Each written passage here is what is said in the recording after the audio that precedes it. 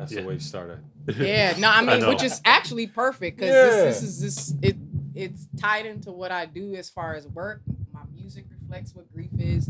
It's a very real thing. I try to normalize it as much as possible. Mm-hmm. Like it should be normal. Like everybody has grief. Everybody in this room has grief from something or someone. So to not talk about it, be like, it's weird to me. Mm-hmm. It's like it's we just weird act that like, people don't. It's weird that people don't talk give it about. that. That they don't speak on their own grief, let alone like we're probably more readily available for and open to. Oh, you're not even on the mic. Oh, my bad. I didn't know we were. Yeah, no, we still recording. Yeah. But yeah, we're more readily available and open to talking about the grief of, say, someone like a celebrity, if you will. You know what I'm saying? Then we are, than our own grief, which is, but it's because we haven't normalized it yet. We haven't normalized grief yet. It's coming. Yeah. It's coming. And it's getting way more prevalent than it was even like 10 years ago. Oh, absolutely. You feel me? Like COVID, so crazy. Was the catalyst to push people to like, no, you gonna have to talk about this because it's real and it's happening. Like you can't leave the house anyway to try to avoid it. So you might as well just sit with it anyway. So, but anyway, no, that's the realest. Yeah, no. my work is all up and through that. Not on purpose, but that's just the way life and creativity will take you places you didn't necessarily want to go, but knowing that it's necessary to go there, So okay, we'll get into that later. We definitely will. We'll get into all of that. Damn, yeah. No, that's right. And right on cue, the drummer. Is that side? Is that the side? Yeah, I saw them. They working. It's okay. Okay. You don't know. Well, anyways, thank you again for joining us for a lovely day for a conversation at the Whoa. If you need any production time, studio time, engineering, hit up the Whoadees. Link in the description, and book yourself some time. But we're back again. I'm Sean with Bar for Bar. DJ Ammbush, Ambada, and joining Drums us and Ammo. Damn, I always cut you off too. What's up, man? Let me live, man. And joining us tonight is SoLauren. What's up, y'all? What's good? Glad to be here. Appreciate the invite. Really appreciate the ask, for sure. Most definitely. I'm glad you're here. It's glad to be here, for real. Like, I think I've talked to my girlfriend about it, but like every time I see you out in person or just we're in the same areas, it's like it's just good vibes, good energy all around. Every time. Yeah.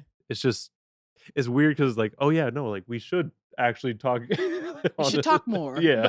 But this is perfect though. Exactly. This is perfect. Exactly. And you've been very busy just in general, so why not? Thank you so much for having me. I really appreciate y'all just thinking of me as someone that you want to spend time with and talk to and hear from. So yeah, very, very glad to be here. Well, I mean, shoot, let's get right into it. Let's do it. So Lauren, for the people out there who may not know you, who are you? SoLauren is authentically me.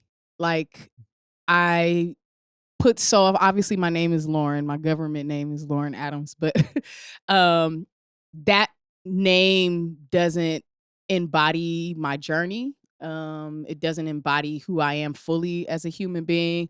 And so, SoLauren was like, this is how I can be all of me, be SoLauren, be so you, that is undeniable. And it's an invitation for other people to be themselves as well. Like be so Drums and Ammo, be so Sean. Like I prefer authenticity. And I can't ask of it if I'm not going to show up in it too. So, but that's who SoLauren is. It is me, all of me. I'm not going to hide nothing. I'm not going to shy away from anything. I'm going to show up fully as myself. That's my birthright. That's everybody's birthright, to be able to exist as they are for who they are, with room for change and evolution, of course, but just the core of who you are is you, and to lead with that. And so, yeah, that's SoLauren. I do that with everything that I do, or I bring that to everything I do: music, teaching, consulting, whatever I'm doing, it's me. Like, I don't have nothing to hide. So this is actually perfect because I probably won't not answer a question. It's going to be me. Yeah. You know that. It's not going to be nothing fake. So, yeah. And it's like before we started recording even the previous podcast, Yeah. we were just talking and like you were just kind of going through a lot of things in your life and how you're kind of like you're an educator, you want to spread knowledge to the youth. Sure. Is that something that you always kind of went out into your, I guess, adult life seeking? No. I teaching was something that I never thought about, wanted to do. It was never on my radar. Music. If anything, my dream job was I'm gonna be a super producer, like Pharrell, and I'm gonna produce for everybody, and I'm gonna be an artist too, and I'm gonna do it. That was the goal, and some of that is still there. But teaching, no. Like, I saw what kids were doing to my teachers growing up, so I can't. I didn't want none of that smoke. So. Student forever. I'm a forever student, but teacher, like, nah. But I remember I was in college too, and my mom had sent me an email. We were that was one of the ways in which I had kept in contact with family. And I'll never forget this. My mom sent me this email, and she was like, "I see you working with kids." I was like, "You are seeing wrong. Like, there's no way." And slowly but surely, and it's funny because I have such a way with kids, like. And probably because I'm a big kid and I do a lot of healing work on my inner child and inner teen and all of that. And so it's not hard for me to tap into that at all, especially around kids or really around anybody. But specifically kids, I just get it. Like I've been a kid, obviously, but I don't know, it's just something to be said about adults who have a way of reaching kids, especially today. You know what I'm saying? Especially today. And so I remember being like doing program director stuff. I was teaching in Virginia. We were talking about Miami earlier. That's how I was teaching in Miami as well. Or one of the reasons why I was in Miami was teaching as well.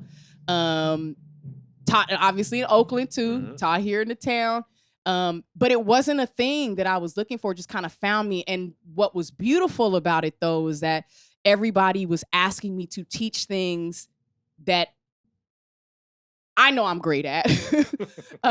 So it wasn't like, come teach algebra, because that would have been a no. I could, but that's just not what I should be doing. That doesn't excite me, and the kids probably aren't excited about it either. So not trying to do that, but I was always asked to teach music, or I was an athlete too, so like PE was another one. I'm a slight nerd. I'm not ashamed to say it, but slight. There's some boundaries. I'm like, hey man, it's a little too nerdy for me, but you got it. But I taught robotics. It's another thing that I taught. That's my background is also in electrical engineering too, as far as music is concerned. I was a music engineering and technology major. Shout out to Hampton University, one of the best HBCUs on the planet, if not the best to me.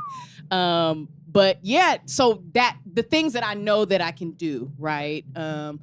They had people always asking me to do that, and I just kind of fell into it, and it just became career, and then. I was telling you about the salary I was making in Miami as a teacher. I was like, it ain't too bad, and I'm teaching what I like. So it just wasn't on my radar, but something that I'm really great at and something that I'm grateful for, to be able to connect to young people. I believe in intergenerational community for sure. It's gotta be for me. I need to see everybody, elders, everybody middle age. I need to see teenagers. I need to see the little babies. Like, we all have a wisdom and something that we can share and enjoy about each other. So I always look for that. So I'm blessed to be able to say that 17 plus years of teaching, I put in good work. And it was one of those things where, like, I know I could always go back and teach. Right. It's never, matter of fact, even during the pandemic, I got out of the classroom right before the pandemic hit. Didn't know a pandemic was coming, but got out of the classroom. It was just a lot of stress. Not even so much the kids. The kids are just a product of whatever the school is showing up as. And so there were just a lot of missing pieces in order to support a teacher like me, a teaching artist. I need certain things to be in place so that, when these kids show up to the classroom, that they can just be, and they're not worried about whatever happened in the class before recess or what have you. This is what this class is for, what these classes that I'm teaching are for. And so I'm blessed to be able to still tap in with young people during the pandemic. I got a call from Mycelium Youth Network. Shout out to them. If y'all don't know who Mycelium Youth Network is, these folks are doing incredible environmentalist work in Oakland specifically, but really all over. They trying to save the planet, y'all. They trying to reduce climate change. Where are they from? Is that from They're in college? Oakland. I mean, but where did that network start? So shout out to Lil Milagro, who's the founder of Mycelium Youth Network. She taught with me at Roses and Concrete Community School in Oakland. That was Tupac's legacy school that they had in East Oakland, not too far from High Street. And so she and I comrades in education in that regard. Dame Drummer. Dame Drummer is another Roses and that's right. Concrete. Kariga Bailey, That's Felicia right, yeah, Gangloff Bailey. These are all Roses and Concrete, like certified educators from the Bay. And so anyway, I meet Lil Milagro there. Once Roses sort of dissolves in its own way, Lil starts Mycelium Youth Network, and it's pandemic time too. And so she's like, we need a space. We need someone to teach like our young people. She was like, specifically our Black kids. Can you create a curriculum and class that is open for, youth between the age, young Black kids up till 18, from smallest to the oldest, the small to the tallest, if you will. And I had a class called Talk Black to Me. That's what we call. We're gonna bring Talk Black to Me back because I see the mental health crisis going up. It hasn't gone down for young people. And so I'm about to open that class back up really, really soon. Maybe a summertime situation when they're at home and, they're not busy. Yeah, it's not an extra, it's not a class for them, but it's just a safe space for them to just talk Black to me. Tell me what's up. What's happening with Black kids? Like, what y'all really feeling? Like, what's going on? We would do topics related to, be it in politics, news, local, international, whatever, on what was happening in Black communities globally, and just talking about that. But I say all of that to say, being able to learn from, but also teach young people is so important to me. Like, I need that some way in my life. It might not be the classroom, and I'm working for a school, but I know I'm supposed to connect with them. And the more people that are grounded, more adults who are well enough to show up for them in that space, it's a call of action. This is a call of action for anybody who has something that they can teach young people. I don't care what it is, if it's crocheting, if it's working on cars or whatever, art, I don't care what it is. Show up some way to teach these young people something. People say, like, the kids are our future, but like, they really are. When I think, as I get older, I'm like, no, I need them to be equipped, because there's going to be a time where I can't, walk at the protest. I'm a big protester. I love to protest. But like, I'm going to need you to stand in the gap for that, like, and so I'm trying to pour whatever I can, especially while I don't have kids of my own yet. Like, I want to be able to sow that seed some way, somehow. Because, as you can see, the future's looking a little bleak right now. It's looking a little sketchy. And so I just want them to be prepared. I want them to have what they need. I want them to have what they need to keep going. So, teaching is one of them things that I know I'm supposed to do. It's a part of it. It's my mom's fault. Okay. She saw it. But it's been a blessing to me, though. I'm grateful. I don't regret ever that I was a teacher for that long. I don't. Yeah, for sure. Yeah. No, that's important, I feel, because one is like, you gotta, like, if someone actually likes teaching, completely go for it. If you love it, if you're called to it, that's another thing. You got to be called, though. Don't please don't, at least for the classroom part. If it's please don't show up for that. If you don't like kids, if you don't want kids, like, those like, just, if you don't want nothing to do with kids. I should say if you don't want kids, but if you don't want nothing to do with kids, like, just please stay out the way. You can do something else. Yeah, please choose something else, because there are some folks who are really, like I said, I was teaching with some real writers, some real educators, some real, like, thought leaders when it comes to what's next and what's needed. Stay out their way. They have a calling and a work to do. So don't sign up for nothing if you ain't about this life. One of my kids had one of those teachers that was like, she wasn't really about it. She wasn't about that life, huh? She wasn't really about it. And the kids know. The kids got on her. Smell it like shark smell blood. She was 1 year in. 1 year, boom, grand opening with Jay-Z, grand opening, grand closing. She was like, I'm done. And then when you think of it, like, oh man, we had the teacher that wasn't even really about it. So we just had 1 year of her being like, just here, trying to get out of here. You just here for you a placeholder, if nothing else, placeholder. And it sucks because, like, man, the kids feel abandoned. Shoot, the staff feel abandoned when you leave after you're like, dang, I thought we was about to be in here. Somebody told me, this was my 6th year in education, and they were like, how long you been doing? I was like, 6 years. And they was like, oh, you a vet?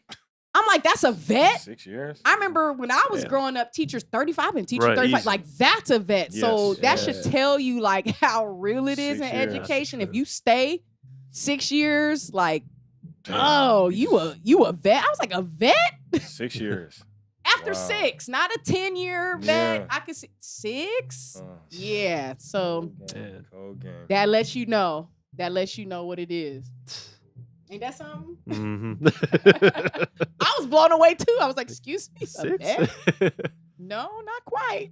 I'm like, no, that's a long time to be teaching. But I'm like, I guess it's like dog years. You know what I'm saying? That's like dog years. For real. Teaching years. Yeah, like that's 16 years. Yeah, 16. Yeah. You got to add 10 to your 6 and then it makes sense. But yeah, understandable.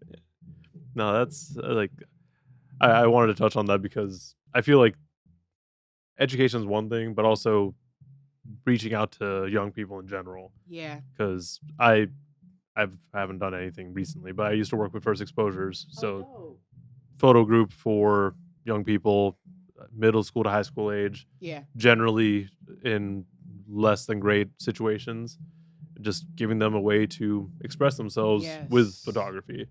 So every Saturday, just knock it out, hang out with them. Hang out, yeah. And it's like, you can talk about photos, or you can just actually be an adult for this person. Yeah. And be there for them. Just be present. Yeah. Be present.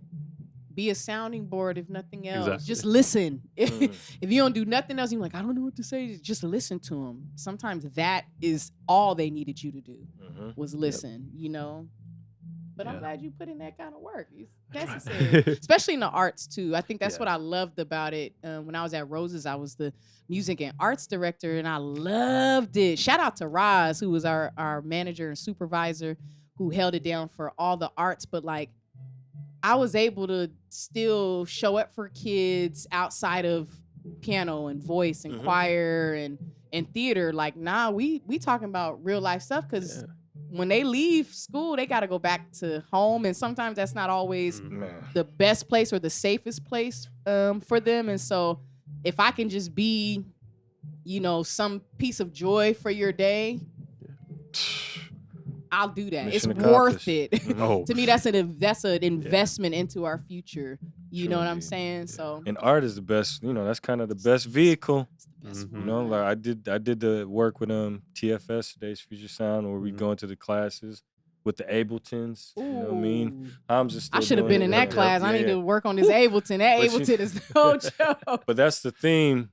One of the phrases is, I wish I would have had this when I was a kid. You know what I mean? Like, come on, man, that's crazy. Ooh, that Pulling line up with right drum there. machines and sampling, and we're gonna start doing that at the new space I'm at, though. There you go. Look, call me. So, I got you. okay. I'll show up for that. All right. Yeah. So that's part of that's gonna be part of the overall theme Like of we the doing space. Yeah.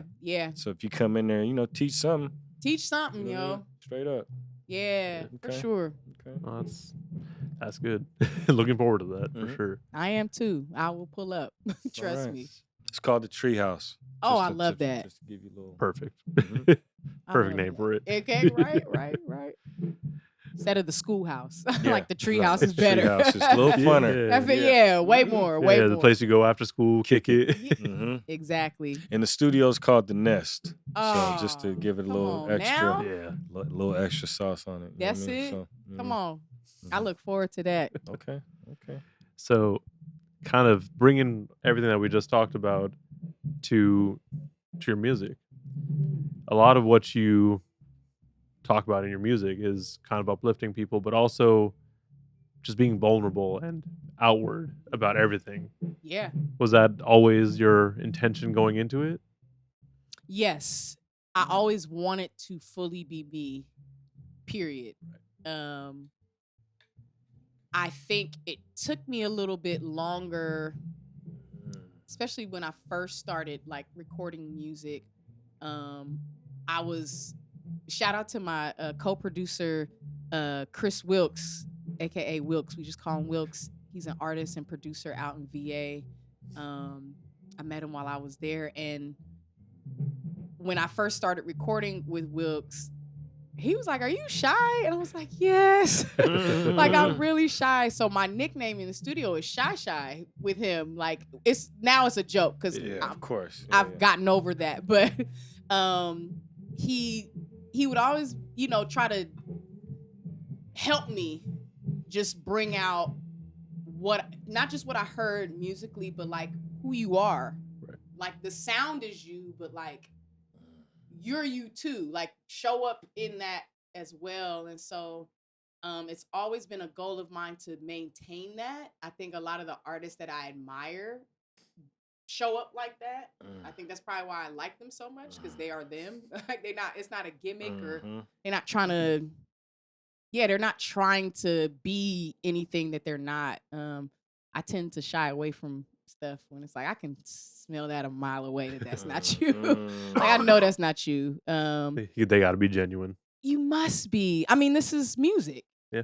This is art. This is the place to be you and to be vulnerable. Like you can literally, I mean, at this point, you can say anything on a record these days, right? So why not say who you are? Like, why not be fully who you are? And I think that has carried over, I'll say even in the last 5 years of my music, of just being more honest about what I'm dealing with, what I'm going through, what's happening in the world. Everybody uses the Nina Simone, it's an artist's duty to reflect the times in which we are living in. And I take that super to heart, but I'm also, I guess my question is then, like,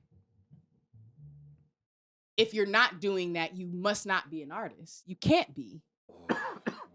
You can't, at least to me. How can you be if you can't reflect the times we're living? I don't care if it's like if it's reflecting, if you're like, well, I don't really want to talk about the heavy stuff, then keep it joy. You know what I'm saying? If that's what it is. But you're still living, you're reacting off of reality though.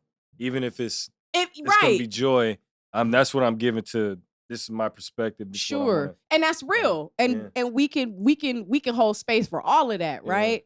And so that's been, for me, it's like, how can I say I'm an artist if I never do that?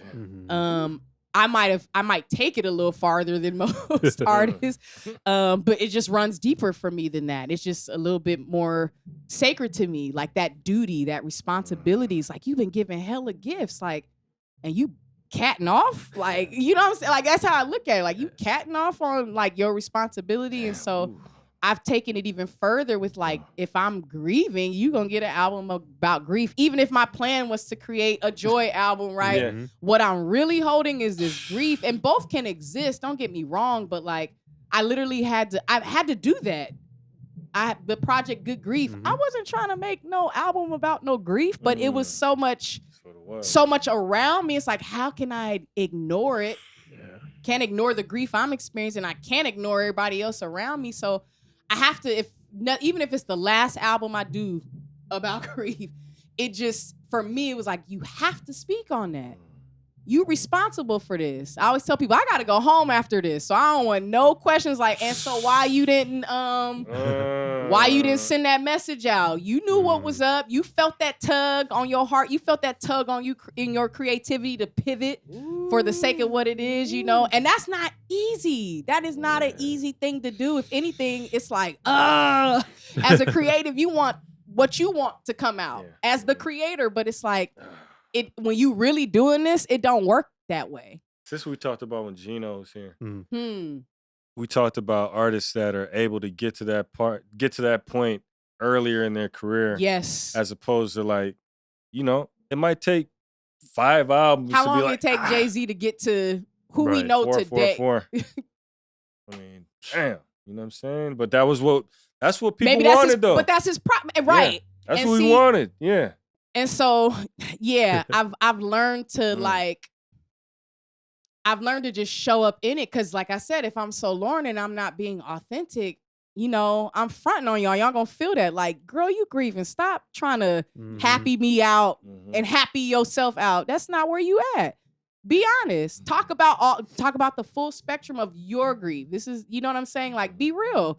And I think when we do that, like I said, it's an invitation for other people to show up authentically. Now, I'm not scared to do one song on my album about what I'm really going through now because I heard a whole album of somebody talking about their grief. You know what I'm saying? So that's why, you know, for me in the music, it's important to like, just be real about it. Like, don't lie on the mic. Like, be real. Put that on wax. If anything, if it's therapeutic, even if you don't put it out, right? Right. Just say that stuff out loud. Like, be honest with yourself. Book studio time just to talk about that. Put it on wax and then leave it wherever it is. And when it's necessary, then but don't cat off and not say what's real. Especially if you say you're an artist. If not, then you're something else, and we'll find out. We'll call that something else. But if you're an artist, you got a responsibility. If you're using that as your title. That's what.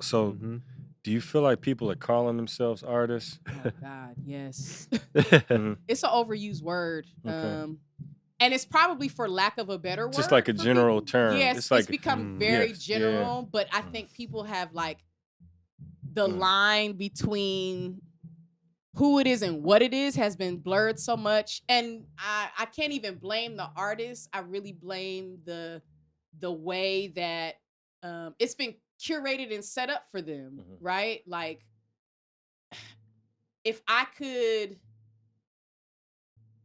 based on what I know, I'll say from my music degree, we'll go there. We'll just go based on my music degree. There are a whole lot less artists than we think. Okay. Though it feels like an influx. Yeah, no. Many artists out. No, it's not. It's not. And we have to be real about that. And I need more people to be honest about that because, as you can see, the line has been blurred so much that not only do people not know what an artist is and what they're supposed to do, they've just kind of let everybody do it. Like, that's like letting everybody in the league. Everybody put on a jersey. You want to play for the Warriors? Cool. Matter of fact, you don't even have to show up for practice. You don't have to know any of the plays. Just pull up. I'm gonna throw the ball to you, and you just, you know, you don't even have to know how to dribble. You know, it's like, but that's literally, it's just like it's become a free for all. And I remember when that happened and when that changed. And I'm so grateful to be born in the era I was born in because I got to see when it was like that real to what is this? Who, you know, and I'm not a gatekeeper to keep it closed. I'm a gatekeeper with keys, and I know how to open the door when it's supposed to be open. And I know how to lock it when it's supposed to be locked, right? You know what I'm saying? And I think there are just not enough people who know the difference, who were born in a particular time that knows what, and I want to say Black music specifically, like, because there are just certain elements in it that are supposed to be there. One being spirit. You can't remove the spirit out of the music because that's Black people. We embody spirit. So when you like numb our spirit out, you feel what I'm saying? You try to numb us out, and it's all industry. Like I said, I can't even blame the artist per se because this is what they said was okay. You know, you don't have to have no spirit involved, and by spirit I mean I should be able to feel that in the 808 should feel like something needs to. I'm not talking about you got my head. I'm talking about in here. Like if it's not doing that, I don't know what that is. I can't call that what you want me to call it. Yeah. You know, I have to be honest about what it is, and trust me, the same thing. And I'm telling artists, I do it for myself. Like, hold yourself accountable to this. Like, I work with young people, and I like, what y'all listening to? And I'm just like, wow, I'm not that much older than you. Like, there was a time where I could listen to the music that my aunt listened to, and still and have my that aunt and my mom and my grandma could do it. Remember that intergenerational thing I was talking about? There isn't really that. It's some-ish, but there's none of that. And that's, again, is intentional. They don't want us connecting you know what I'm saying? Connecting the sound. It's one thing to elevate the sound and to push the sound forward. Absolutely. That's what Black music does. But like, to eliminate certain elements, like talent, like an actual gift, like you actually can't rap, like you actually can't sing. Like there was a time when I was growing up, if you couldn't do those things, you weren't even in proximity. Like no one even look at you. No one would and even. And the people care. Around you, your peoples would be like, nah, you're not even. It's not even. I mean, you know, I went to high school and it was like, who raps in a high school? He does. She does. You can count them on your hand. Go to the next high school. Who raps? This one and different time. But I think what happened with the music business and the industry, it opened that gate wide open, and I don't think they were understanding of what that would mean 20 years from now. To where my youngest siblings are, I think the youngest will be 27. Ooh. I think she'll be 27, I believe, this year. Okay.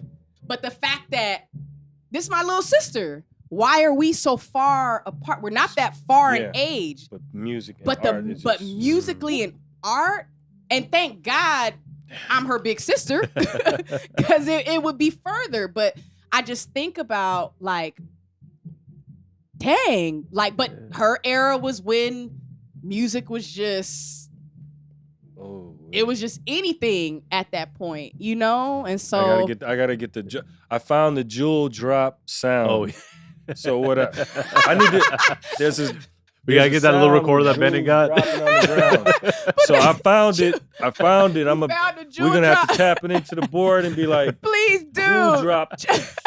Like, that's crazy. Ain't it wild how that happened? It's just, and it gets further and further. And I watched it like year,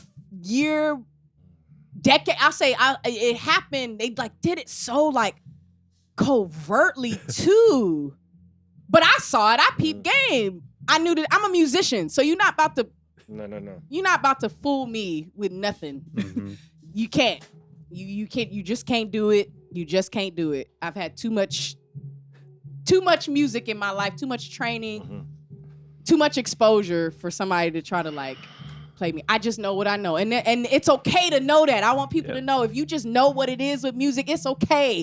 Lead with that, because we need more of us to do that. You know, I'm tired of it. I know y'all tired of it a little bit too. You know, I'm ready to get back in it. And again, it's not to say that it doesn't exist, but the way that the music industry did it, it's like somebody with mega talent, you won't see them. Somebody uplifting people in music, you're not gonna see that. You gotta seek that for yourself. It got to a point, I stopped listening to the radio years ago. Years ago. I was like, oh, this is programming. Like literal programming of the mind. I want you to think about these things. And I want to feed your spirit that, because I want you to buy it too. Literally buy into it. The being of it, the state of mind, the state of being. And then if you're an artist, I want you to create like this. And if you don't create like this, I'm not gonna. Yeah, nah. That wasn't gonna be me. I was like, I have to be authentic. I cannot. And I say this with the most like I promise there's no gas on this, but I could make any kind of music I wanted to. I could have, if I had followed. I have many friends who they work in the music industry, but hate what they make. They're like, I know this is trash. I know this is garbage. I know I'm more talented than this. I know I could be making more, but that bag is something, that bag is something else. It'll do a few things to you. If you don't know who you are already going in, be like, nah, it ain't worth the bag. But I could have, what? Easy. Too easy. It's so much easier to make that. Honestly, it's harder to like really be an artist and make art. Maybe days I'm like, I could really just crank out some BS right now. And it would slap. And they would say it's a bop and all the things. But how do I feel though? Like, what is that doing to me? What is that doing to the listener? I care about what y'all listen to from me. Yeah, it's just certain things I won't say, won't do, won't make. I think ST was talking about like it's some folks that he's like, like they cool peoples, but I just can't collab either because we're not on the same level or like you talking something I wouldn't even be talking like. It doesn't make sense. It does not. Like the two worlds don't connect. Nah, it just doesn't.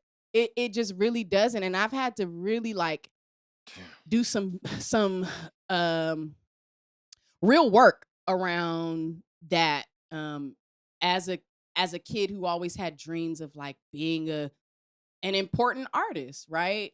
I didn't know it was gonna be like it is today. I didn't know how difficult it would be for an artist who is authentic, who is like trying to uplift in some way, even if it's just an energy. You know what I'm saying? Like, I didn't know it was gonna be this hard. But I can say it's been worth it because I'm like, my soul is intact, my spirit is intact. Like, I'm well. I don't have regrets around records I've made. Like my grandmothers, my elders. It's the worst I couldn't feeling. even imagine that. You know what I mean? I had to make that.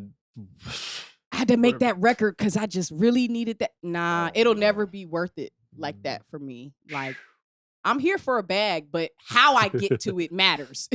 You know what I'm saying? How I get anywhere matters, so I've had to do a lot of work around that, around industry and what that means and how am I gonna show up? Yeah. There's something I say on my new project is coming. It's called Here Goes Everything. And we'll get into that later. But on the opening record at the end, I say every artist has a choice to make. And I'm paraphrasing. But every artist has a choice to make. Either you're gonna serve the people or serve the platform.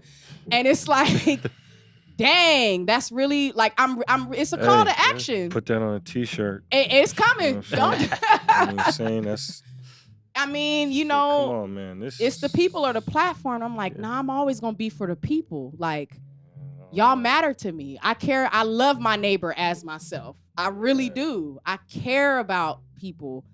And just like I care about myself, and if I'm willing to guard my ears and my spirit and energy from stuff that I know ain't feeding me, I'm not about to turn around and do that to you. Like, well, who am I to do? Nah, no. Sir, I'm just go in the kitchen in the store, listen and just throw it all in shit in the pot and be, oh, this is good. It's all promise. You. But I'm eating some whole nother. I'm on a whole nother nutrition. Yeah. Nah, Y'all I can't do though. that.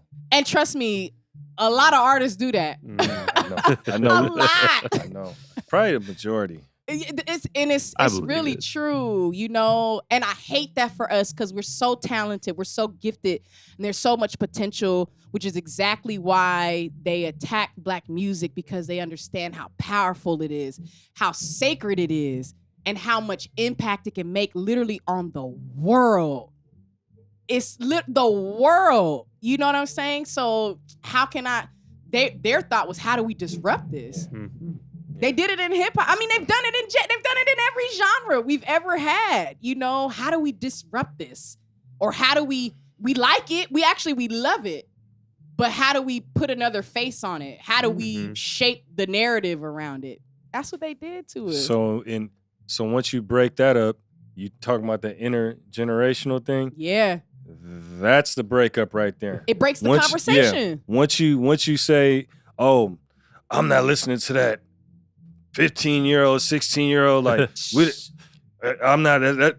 Once you do that, it breaks it. Now we have it out because we don't have that art to make that connection. The connection. You don't get to hear like when I listen to music, or if you listen to my music, you're gonna hear elements of music past.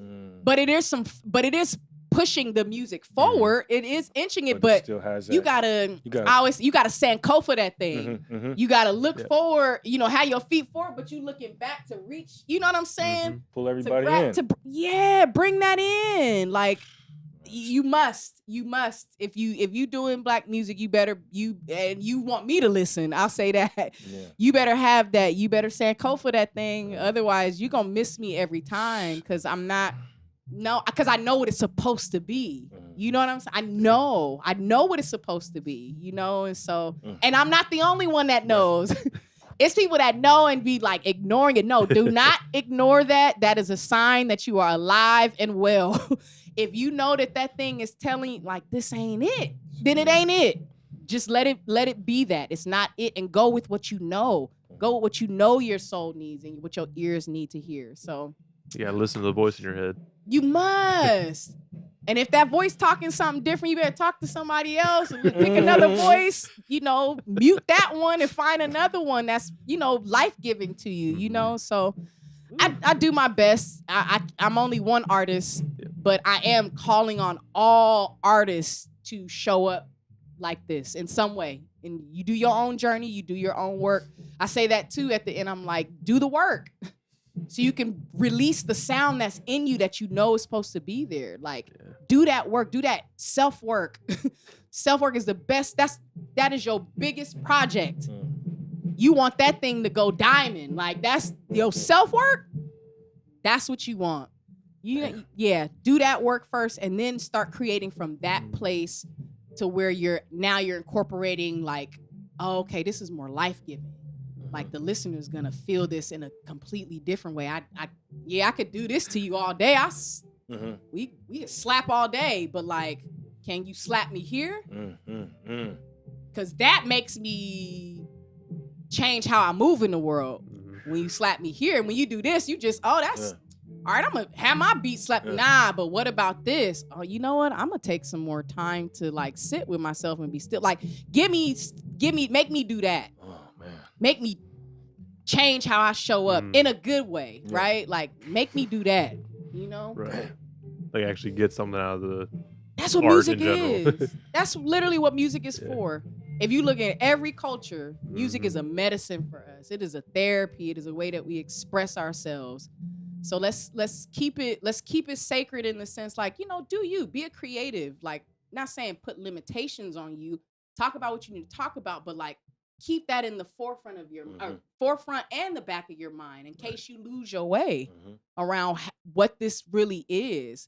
When you understand how they're using it to destroy us, find out how we're using it to like heal us and bring life back to us. And it's a good time in music. Folks are ready for it. So I feel like my journey has been the way it has been for a reason. Right this now. is right on time. You're here right now. I didn't understand it then. I was like, I can't. They won't understand this. No, you good now. It's where it needs to be. And I feel like I'm in a better place as a human being. I can see things a little bit different and I'm feeling different. I've experienced more. And I just, I know how to show up for people better. I care about y'all deeper than I did when I first started. Before you might have been able to be like, you sure you don't want to just slide on this? And I might have thought about like, you're right. Cause I love a slap, man. I'm from the Bay.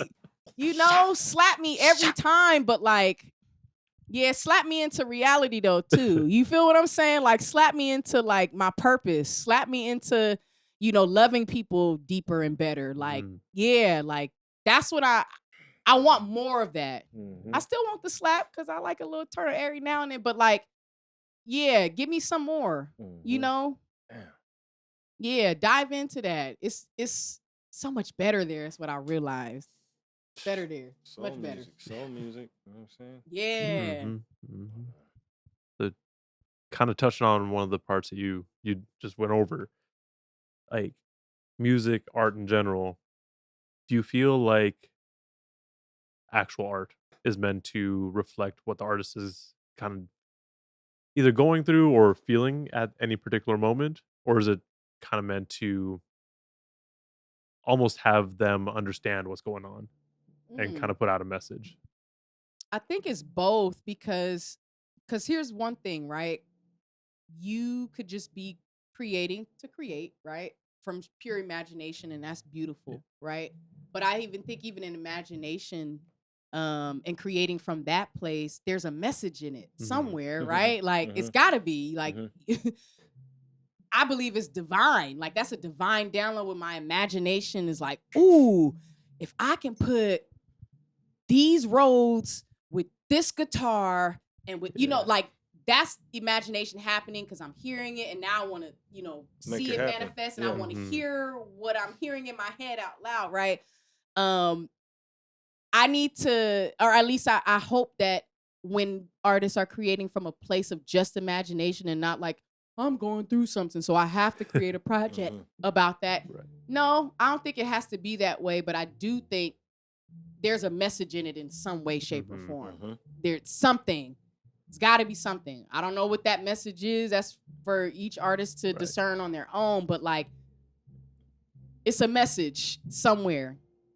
It's a message in there. And that's why I said, artists do the work so you can release whatever that sound is, whatever that message is. That's it takes you doing that work to decide what you want to say. Yeah.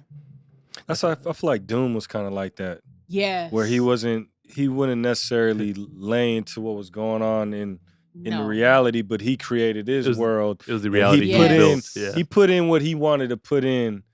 And he put the balance, like if it was a recipe, he knew what he wanted to put in that was from the solid reality. Like, let me put, this is the real. This is my world. Yeah, this is the world. Yeah. I'm going to put a little sprinkle of the world that we all know, but then I'm going to give a big dose of the world that I'm just creating. You know what I mean? Yeah. Which is what I think made him, or what makes him super relatable. You know what I mean? To this day. Yeah. You know what I mean? To this day. I got an MF Doom, the mask. I have it in my room, and it's like, yeah, you got one. Yeah, I saw it when I peeped in. I was like, okay, we got some MF Doom fans up in here. That's what's up. Oh, come on now. Wow. But come to find out that that's also his mask. And this is just like sidebar, but I bought that mask. I was at a Andean community event. Shout out to all the Andean people, folks from Peru, Chile, all Bolivia, all of that. And they had one of the vendors there, one of the artists, like truly an artist.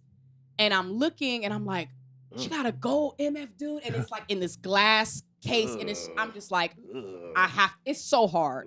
It's so hard. I was like, I have to get that.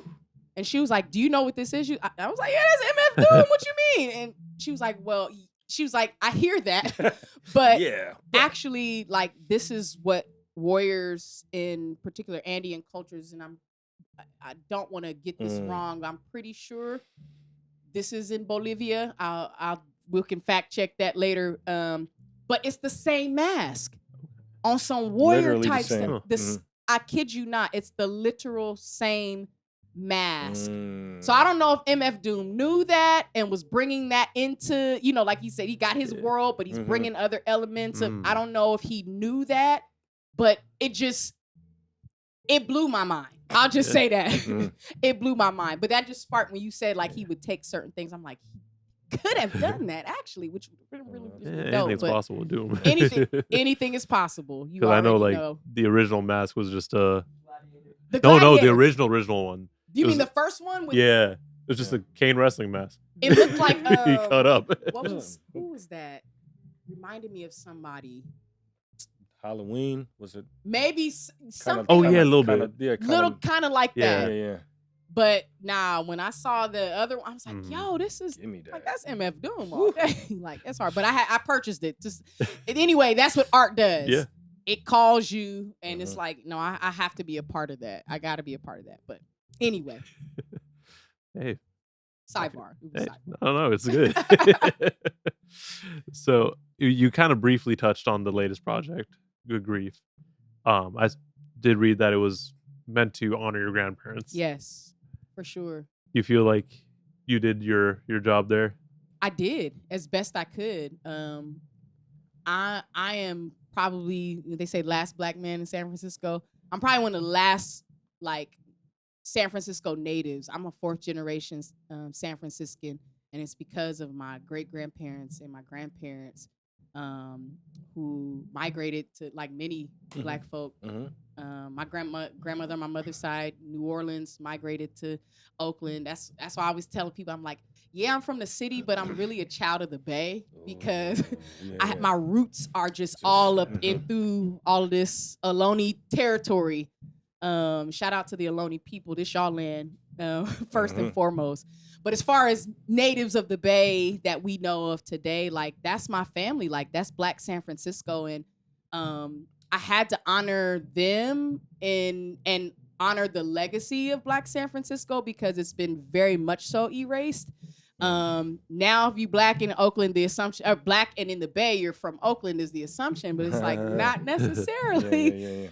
We all live here now. Oakland. I thought you was from Oakland the whole time. Oh no! Until I'm you know, Filmo, Turk and like, Divisadero. That's yeah. I'm from Filmo all day, and so I always say born and nurtured in San Francisco, but like who I am is really the totality of the Bay. When you talking about Benicia, I lived in Benicia. My grandparents left San Francisco to purchase their dream home, and of course, you know, in Black families, when grandparents buy, that's everybody's house. Yeah. We all come. So we all lived there, and so I was always going back and forth. Vallejo, I went to school in Vallejo. Like like all the things. So I went to school in Oakland, went to school in the city. Like so, I'm really a child of the Bay. But when my origin story is very much so San Francisco, and I've been grieving San Francisco like I've grieved Oakland and what the changes that I'm seeing, but I've really had to grieve San Francisco as a city, but as a legacy from my family. 4 generations is a long time to have Black people here, you know, you just don't see it anymore. And so somebody was like, they told me, this was last week, somebody who I was working with, and they're originally from South Carolina, and they're like, oh, where are you from? I was like, from San Francisco. They was like, no, you're from Oakland? No, I'm really from San Francisco. She was like, you're the first Black person I've ever met that says they're from San Francisco. And I'm just like, heartbroken. Like, you might as well have broken the Golden Gate Bridge, and my heart just cracked. And I'm just like, I was like, yeah, we're Black unicorns at this point. You know, it's like we don't exist. And so, good grief. Yeah, like to grieve your city. And I pray no one else in the Bay has to grieve their city. I hope no one does. It's the most painful thing to walk up and down your streets in your neighborhood. Where I lived on Turk is a whole nother, like next door to it was our church. It's not even a church anymore. On Divisadero, I don't know if it's like a gaming place. Have you ever been on it? Oh yeah, that was my father's church for years. That's why it kind of looks like a church, but that's my home. The one right by down right by next to Justice Independent. League. Right there. Independent. Yeah, Right next to next door, we Yeah. were gonna purchase that spot. The church was gonna purchase it, but you know, all that stuff happened. But yeah, that's really my home. You know, like this is really where I'm from, and it sucks to walk past us. I try to stay out of the city. I thank God that I have Oakland roots because there's still some familiarity here, and it's still home. That's why I move around Oakland the way I do because, yeah, in some regards, I am from Oakland. I spent a lot of time. 98th, Brookfield Village, where Maureen, she's mentioned in the project too. Maureen, like, oh my gosh, like I wouldn't know Oakland if it wasn't for her. I wouldn't know Lake Merritt. She worked at Safeway for years. 30 plus, she retired 30 plus years. She ended up retiring. But this woman owns several homes in Brookfield Village. No one would know, but this woman worked her butt off, paid cash. That's unheard of, That's you know? crazy. So I come from this really rich legacy, my ancestors now, but those were my elders that raised me. You know, these are people that I was spending time with, if not every week, every other week. So when I say child of the Bay, I mean that. I'm going from San Francisco, and then the next week I'm in Oakland, and I'm back in school in Vallejo come Monday, and I'm leaving. You know what I'm saying? Like I was always all over the Bay. But with good grief, when I lost my grandparents, it was like losing my entire foundation. It's like, dang, I can't even be at home in the city no more. Oakland feel weird because now my grandma's gone. So I'm just floating in the Bay, just really floating, and it was so painful. And so good grief was the way that I knew I could honor what they put in on this soil. They blood, sweat, and tears and hard work, and just honoring them, honoring the lives that they lived. Like everybody who knew them in the Bay, like they all had, like they were like, oh yeah, your grandma helped me get clean. I was on crack in the 80s or in the early 90s, and she let me stay in the back just till I could get, you know, stories like that. You know, my grandparents, all four of them, and in order, Maureen, she was the first one that passed on April 17th. Papa Rich, who was Gigi's husband, passed April 18th, 10 hours apart from each other. So that's why I say talk about grief, because grief don't care about nobody. They don't care about your Google Calendar or nothing. Grief, like, I'm going to pull up when I pull up. And then in 2022, March 1st, we just celebrated her transition. Gigi, she passed on March 1st, first day in Women's History Month. I was glad she finished off Black History Month like a real, like you could bow out gracefully on Women's History Month. And then May the 20th was when my grandfather, Papa Charles, everybody know him. He's the traveling man in the city. He walked all over the city. You would know him. But these are people who like did good work in the community. Like when they left, it was such a loss for, yes, Black San Francisco specifically, but like Black Bay Area. Like these were legends. Yeah, fixtures like, out here. Fixtures. And legends in the way that they love people. That's why people knew who they were. They were just that's the type of people they were. And this project allowed me to honor them in a few ways. So Gigi is on the interludes. I had a conversation with her the day after Papa Rich passed, after we had that 10-hour in between thing. And she's talking to me. So you caught her right before she Right before, 2 years later she passed, but we were talking about what it was like from, you know, she just lost her husband and I just lost two grandparents. So she's talking to me about grief, and mid-conversation, that's why I said as an artist, you better have Spirit somewhere up and through there. Spirit says, record this conversation. I'm like, I don't record conversations. That's weird. That's on some COINTELPRO type stuff. I don't play them games. I don't play them games. I don't record no conversations. And Spirit was like, nah, you need to record this conversation. So I just recorded it. Okay, fine. I don't know what this is about. And she's talking about grief and what it has been like for her in the past and what she's done. And so fast forward 2022, she passes. I'm already working on good grief. And I'm like, dang, this project is about to get bigger because now I've lost another grandparent. Now I got to add more elements of talking about this because there's more to it. And then Papa Charles was right after her a few months later. So it was like, dang, now I got to add. I'm like, good grief for real, you know? And so I'm just like, all right, what do I do with this? So we finished the project and I was like, something is missing. I don't know what it is. Sounds great. It's fire. It's getting the message across, but there's something missing. Spirit goes, go back to that conversation you recorded with your grandmother. And I was like, okay. And I'm listening and I'm like, these are the interludes. These are the interludes. I'm going to chop up this conversation, the parts that resonated with me and that go with the music. This is the interlude. I said, because somebody didn't have a Gigi. I did. But somebody wasn't raised by their grandparents. Some may have never even met their grandparents, right? So I want to share this wisdom that Gigi imparted to me while I was grieving. She was grieving, and the fact that she had something to offer me was wild. Yeah. Mm-hmm. You know? But I said I need to share this with people. And I put her on there. Gigi is featured. She's the interludes. So but I made it intergenerational because her grandchildren are on there. Her great grandchildren. My brother, who's a clinical psychologist,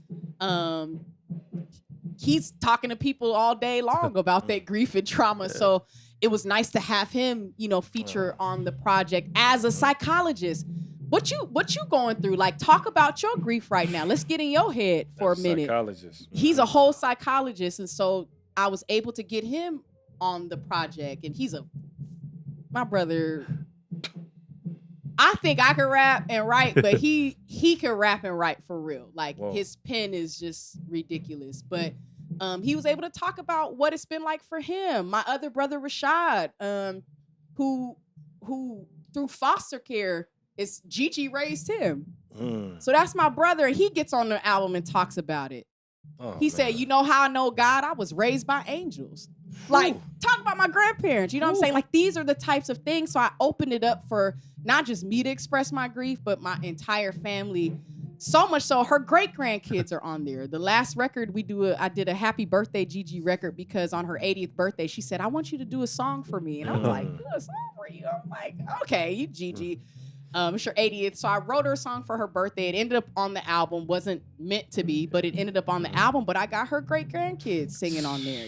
Like, that intergenerational thing is so real and so necessary, right? Like, they can play that album when I'm gone, and that'll be medicine for them at some point. You know what I mean? They can go back and hear what their great-grandmother sounded like. Man, that's amazing. You know what I'm saying? So so that album, very personal, very sacred to me.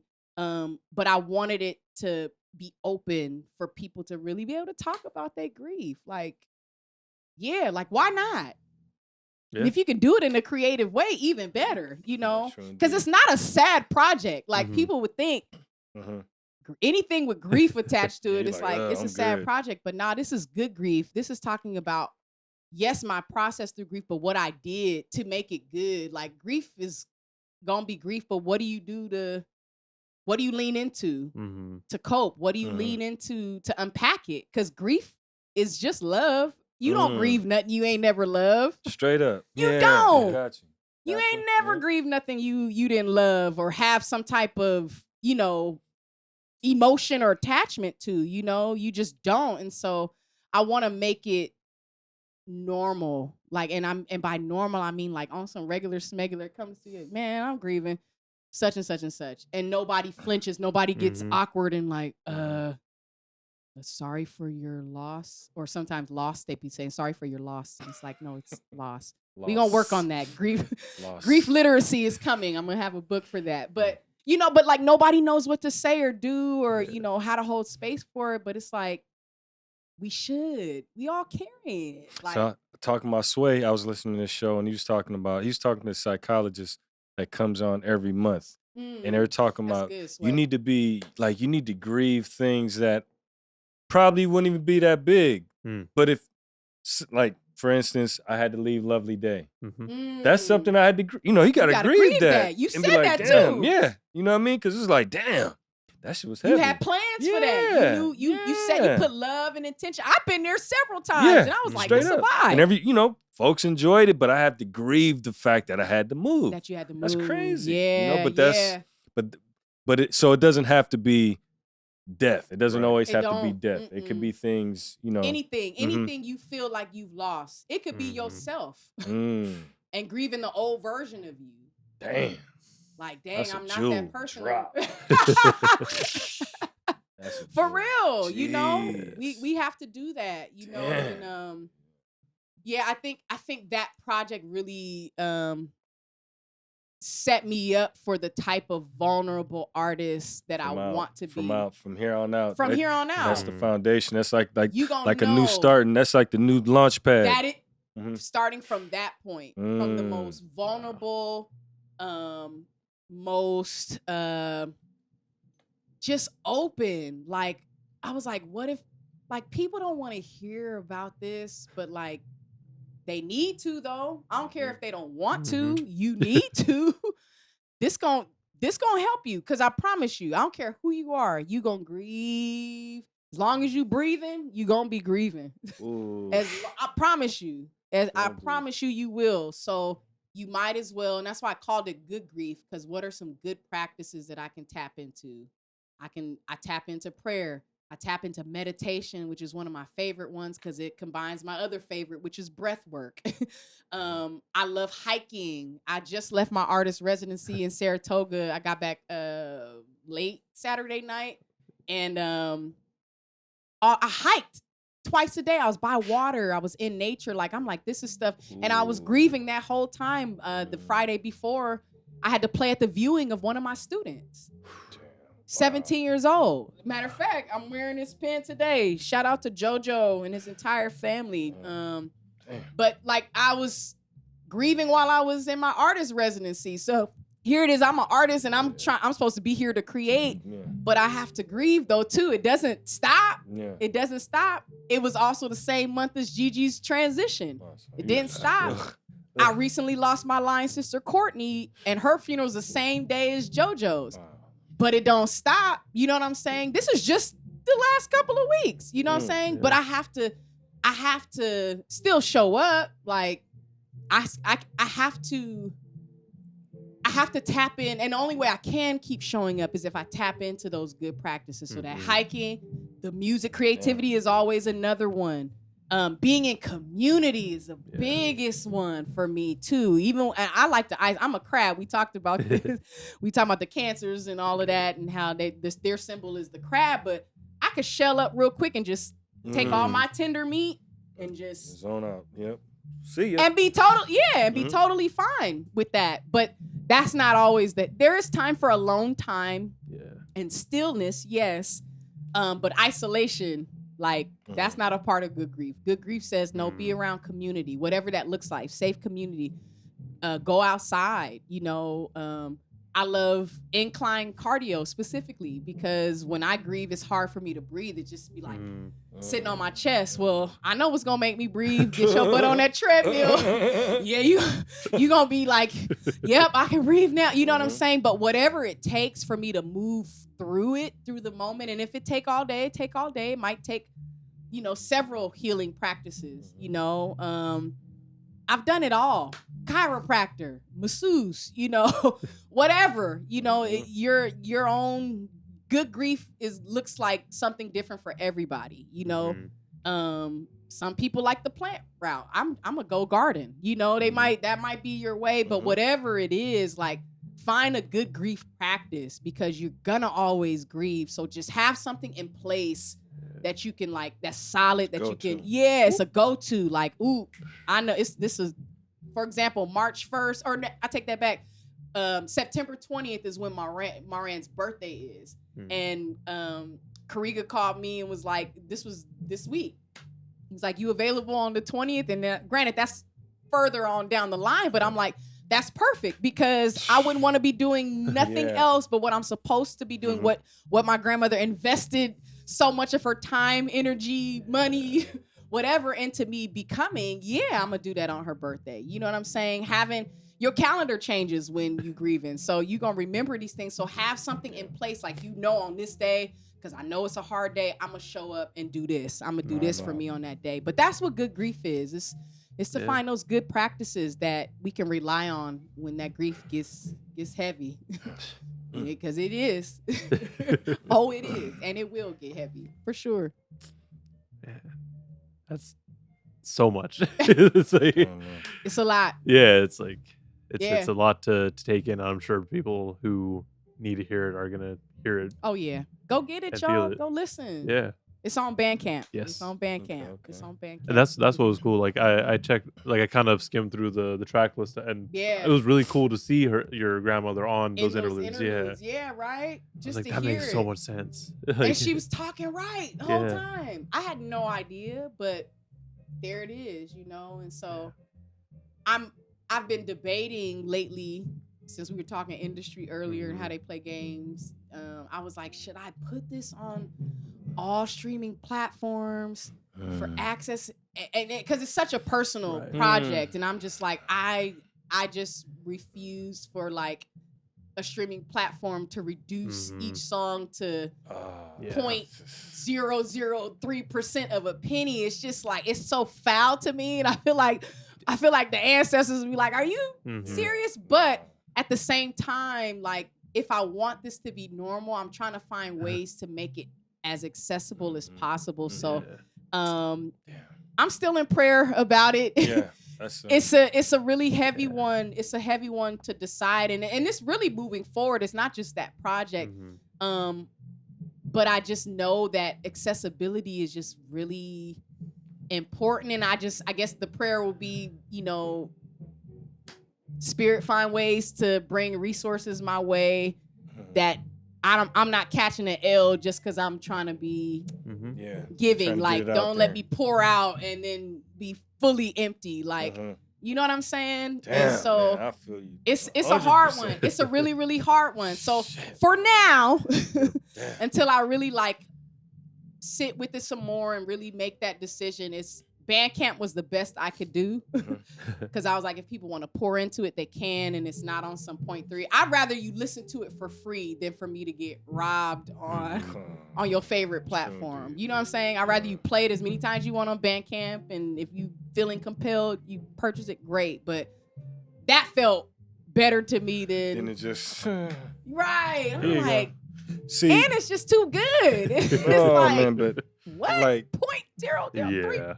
So I gotta cop that. But I still need to get the seeds. Oh, the seeds.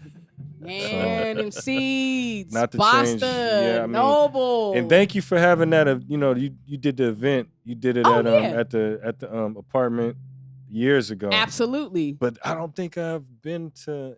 That was kind of like a rare occasion. It was very rare. Yeah, so that was very rare. I'm glad you were there. Yeah. Did you ever get the photos from that? They got some dope photos of you. Like, I didn't. I'll send them to you later. No. But I need to get that vinyl if there's any.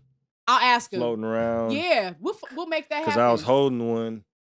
But I didn't have my Venmo wasn't right at the moment. You should have just walked on out. I would have been okay with you having that. Yeah, you good. I was playing that the other day. It was we put them on the 45s. That joint sounds so sweet on my record player. I was like, man, like I really, and I was grieving during that time, and they called me like, hey, and they were so accommodating, DJ Basta and Noble. During that time, I would be like, hey, y'all, I got a funeral to go to. Like, I can't session, or I just needed some. And they were like, okay. That project came out later than what it was supposed to because I was grieving in between. Yeah. Okay. Yeah, we were like big done before that came out. But they were part of the community. Grand National was another community that like pulled me in. They was like, yeah, we know you grieving, but you got creating to do, and that's what you want to do anyway, and my soul development family, everybody was just very supportive. My creative community was very supportive. Mac Mays was calling me up, come open for this, come slide on this, like we having a this, we have, just everybody was like, and I don't even know if everybody knew I was grieving. I don't think, I don't even think anybody knew I was grieving that much, but I just think maybe it was divine. I don't know, but they were calling me in. Like, that's why I include community as one of the good grief practices, because I know what that did for me. I didn't have time to isolate. You got a session with Champ. You and Champ Green about to, create some lovely music. So you know what I'm saying? And I want to be around Champ, you know what I'm saying? So I'm gonna pull up, and so just stuff like that was super helpful. That seed 25 and 26 is me talking about my good grief practices. It's new days on there. Meditate. Yeah, all of that celebration, because grief and joy exist at the same time. We don't call them funerals, we call them celebrations of life, right? So I'm like, we gonna celebrate life on this record, and That's what it was, you know. Love that project too. Shout out to them. That was vibe. fun. And that was the first time I'd ever recorded on anything that I did not produce. That's right. That was the first time. I don't ever record on anything, but I wasn't in a space to get busy, do like it that. all. Yeah. I was like, I can only do one thing right now, and if you call him, you got beats, I can sing and rap for you. That's all I got, because I can't be super producer. I couldn't do it. So that was the first time that I've ever recorded anything on wax of someone else's production. Whew. First time, which was strange to me, because I'm like, I didn't have nothing to do with none of this. Just walked into it. Just walk in, you know, and that was nice though. It was nice to feel that. It's like, I don't have to wear all the hats all the time. So I look forward to doing it again, for sure.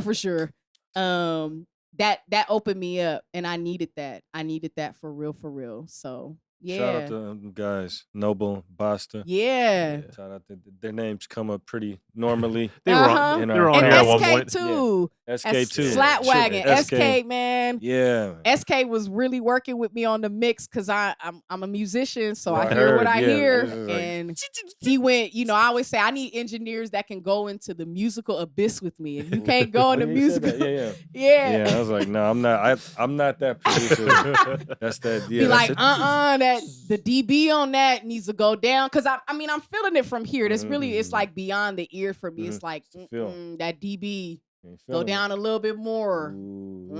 Like I need engineers like that can go there with me. Yeah. Okay. And trust me to go. I'm never gonna take you to the abyss and we not. Yeah, like you gotta want it. Yeah, like let's do this. Yeah. If I'm taking you to the abyss, trust me. Yeah. I don't like going there often. It's a lot of work. I'm exhausted after an abyss session, a musical abyss session. I'm exhausted.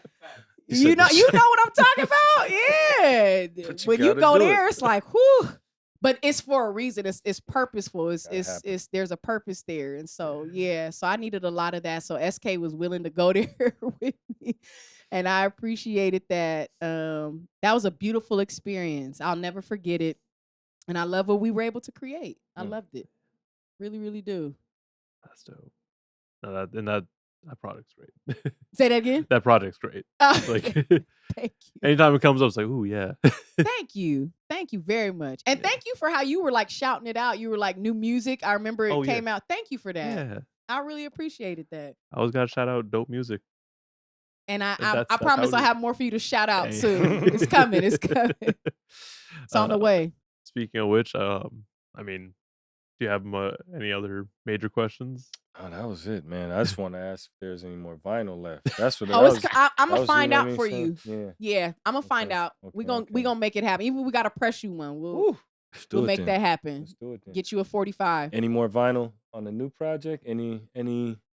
Yes, I want to say Good Grief will probably be on vinyl, and simply because my grandparents, I have their vinyl collection, and they love vinyl, but also because I just love the artwork. So the photographer on there was Janae, super dope. I love her. I love her work. I love how she has always wanted to center Black women in art. And I love how she does it. And so that was the album cover was actually of me at my great grandparents' church in San Francisco, and on Hayes, Street. And we took those photos in there. And I was like, I have to have the one of me on the piano in the church. I was like, I need that to be these photos somehow need to be part of this Good Grief album, as I grieve San Francisco and grieve my now ancestors. I was like, these photos belong on here, and it just looked good. Like as vinyl, I feel like it deserves the type of project it is. So it's coming. I gotta get the resources up, because vinyl it's expensive to press that. So that has been on like the mind. Especially because Bandcamp has like their merch thing has that as an option. So I was like, if anything, you will see that on vinyl for sure. And I want to hear it on vinyl personally. I really, really do, because I know it'll be sweet. But yeah, it's coming. coming for sure. Dope. And you mentioned some more new music. Yes, new project is coming out. It's called Here Goes Everything. It is literally everything I should have gave y'all in music that I didn't Okay. for whatever reason. Be it lifing, or me being maybe insecure and or timid around being shy. There we go. Being shy, or just not feeling like, this ain't gonna land in this industry. But now I'm at a point where I don't care.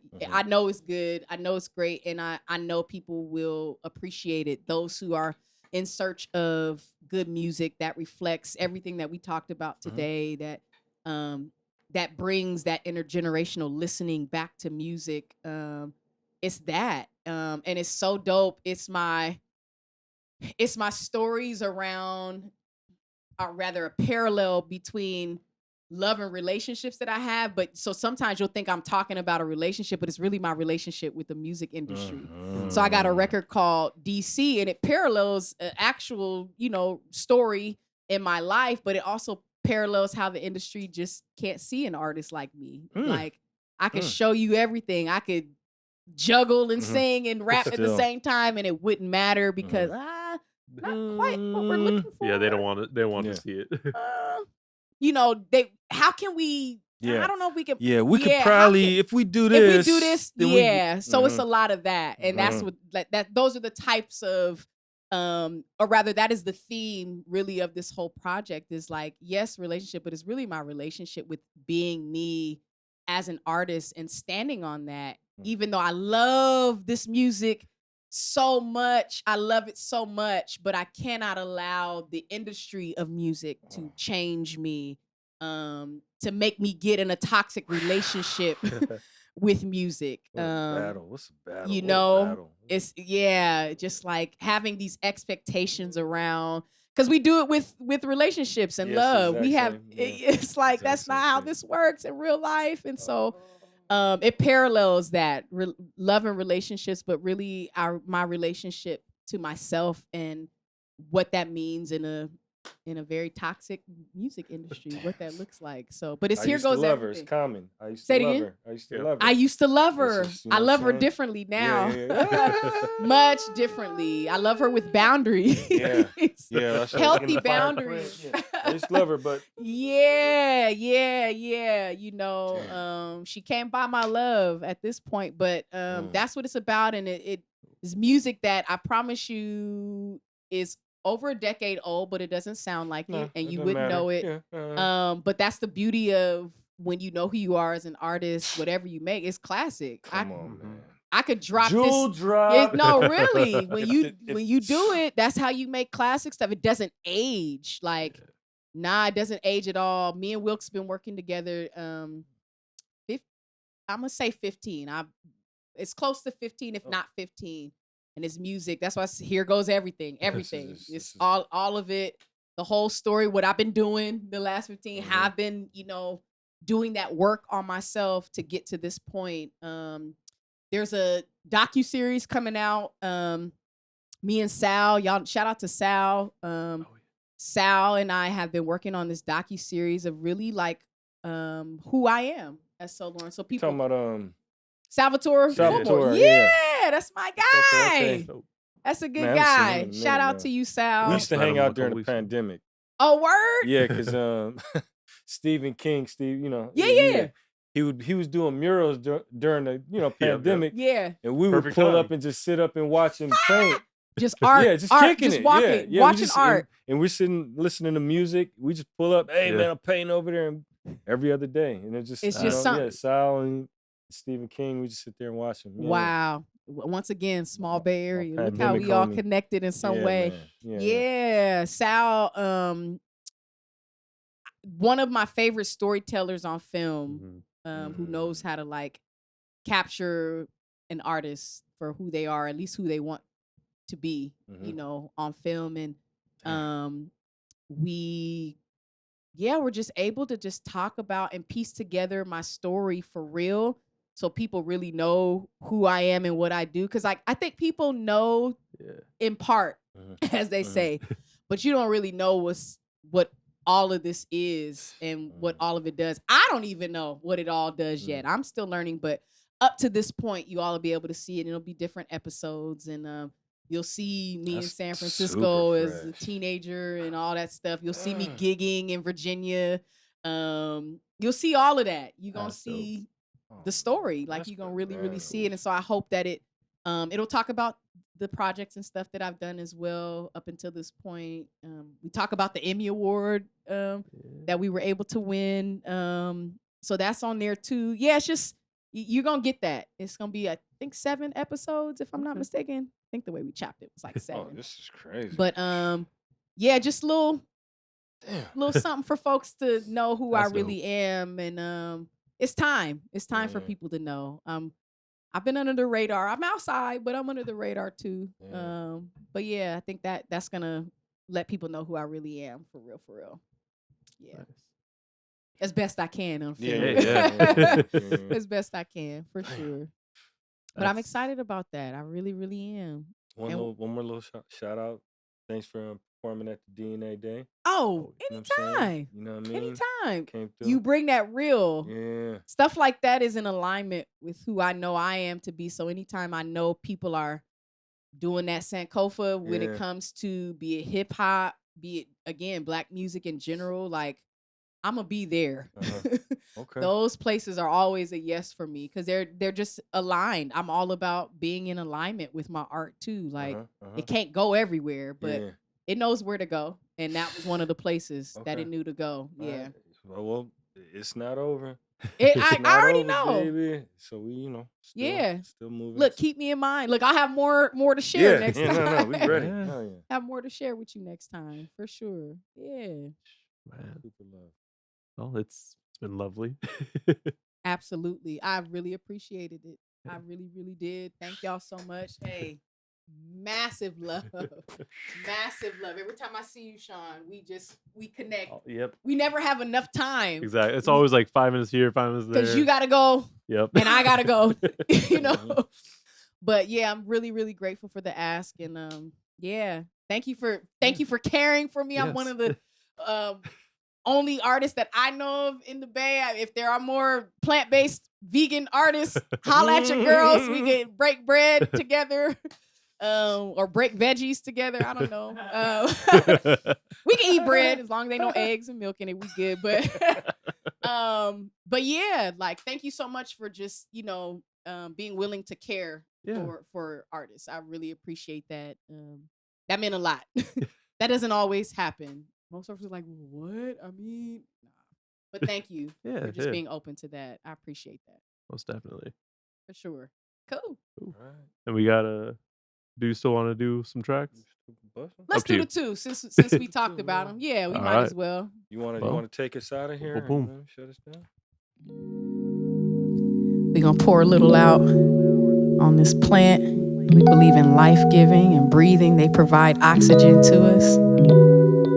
The journey you're on can get weary. The pain, it hits strong, I know. And when it becomes too heavy, don't hesitate. I'd be down to come over anytime and we can meditate. We breathe new air and then we elevate. Love takes us higher than we levitate. And I can hardly wait to see you meditate. Everybody, take a moment and breathe with me. Breathe in. Breathe out. Y'all feel better already. I see that you've got a case of the blues. It's just one of those days. Don't take it personal. Do what it takes and it will be okay. I'm always down to come over anytime and we can meditate. Yeah, we can. We breathe new air and then we elevate. Love takes us higher than we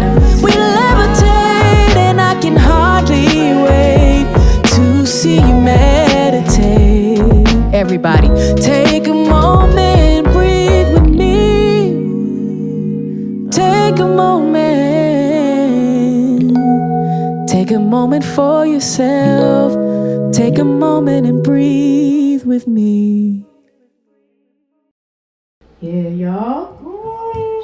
Deep breaths, deep intentional breaths. Let's have some fun on this one too. Meditation is fun, but we're gonna bring some joy into the space this time. Hey, I love this one. Shout out to DJ Basta and Noble. C25 and 26 with SoLauren. Produced by Basta and Noble, mixed and mastered by SK, sung and written by SoLauren. Here we go. It's called life. It's good energy and it's good vibrations. A celebration of life. Yeah, I'm celebrating. It's good energy, it's good vibrations, and appreciation for life. I appreciate this life. Only doing things that's gonna spark joy. Open up my heart, I wanna give more. It makes me feel so alive. Hey, I'm taking this with me. This feeling is giving what it needs to give. Oh yeah, and I'm ready and willing. I won't hold back this feeling. It's time to live. Oh, good energy, it's good. Good vibes. Celebration of life. Come on, y'all ready to have a good time and say, I celebrate this life. Good energy, good vibration, good vibes. Appreciation for life. Come on, I appreciate my life and I want you to appreciate yours too. Listen, they say the best things in this life are free, and at the same time told me that money ain't a thing. So I take both lessons and I realize it's a blessing to breathe, and I'll never work to death for the cream. So my latest approach is use my vocals in this life to remind everybody that they carry the light. So what I look like dimming down what the good Lord gave me, cause money comes leaving and it ain't gonna save me. The journey that's ahead of me's already been laid. That's why I live this life of love, cause it's already paid. Where I'm going, money just don't spend. And I'ma live this life abundant from beginning to end. It's a win. Come on, open up my heart, I wanna give more. It makes me feel so alive. Hey, and I'm taking this with me. This feeling is giving what it needs to give. What it needs to give. I'm ready and willing. I won't hold back this feeling. It's time to live. Come on, it's good energy and it's good vibrations. Celebration of life. I'm gonna celebrate this life. Good energy and it's good vibrations, and appreciation for life. Come on, we gonna say this together. Everybody at home say it like this. It's called life. Go ahead and live it. I know you got a lot of love, gonna give it. It's called life. Go ahead and live it. I know you got a lot of love, gonna give it, say it. It's called life. Go ahead and live it. I know you got a lot of love, gonna give it. It's called life. Go ahead and live it. I know you got a lot of love, gonna give it, say it. It's called life. Go ahead and live it. I know you got a lot of love. Come on, say it. It's called life. Go ahead and live it. I know you got a lot of love, gonna give it. It's called life, y'all. This is SoLauren. Bar for bar, y'all the best. Y'all the best, y'all the best. Drums and ammo, y'all the best. The Whoa, y'all the best. Shout out to the Whoadees. Shout out to Soundwave. This was super dope. The Bay Area, we here, y'all. Come on, let's keep doing this collective work together. Let's keep creating together. Let's keep putting us on the map. They need to know the sauce that's here. They need to know it's here. Thank y'all again for having me. Appreciate y'all.